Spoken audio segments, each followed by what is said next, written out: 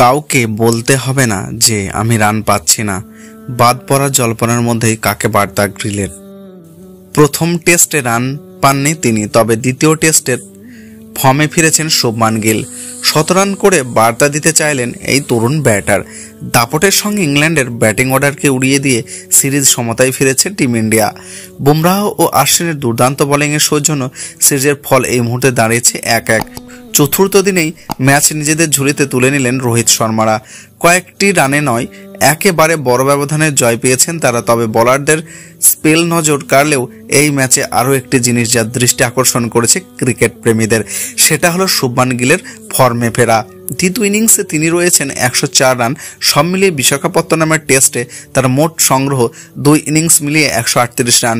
Match এবং ব্রডকাস্টারদের সঙ্গে এক সাক্ষাৎকারে এই বিষয়ে মুখ খোলেন তিনি এবং দাবি করেন যে খবরের কাগজ বা সোশ্যাল মিডিয়ার দরকার পড়েনি। তিনি নিজেই বুঝতে পেরেছিলেন যে তার পারফরম্যান্স একেবারেই ভালো হচ্ছে না।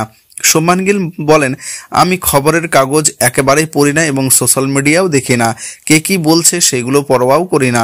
যখন আমি ভালো পারফরম্যান্স করছি না তখন আমিও আশা করি না কেউ এসে আমায় সেটা ধরিয়ে দিয়ে যাবে।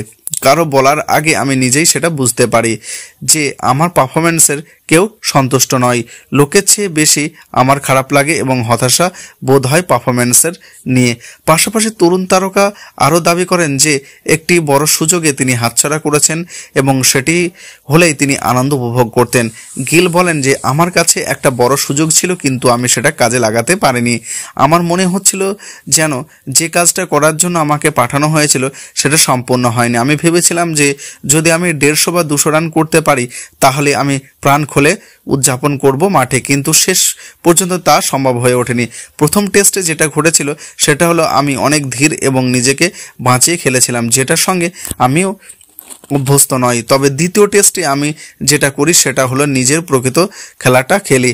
আমি নিজেকে এটাই বোঝাচ্ছিলাম যে আমি যে ধরনের খেলাটা খেলি সেটা খেলে দেখতে হবে এবং একটা বড় ইনিংস গড়তে হবে।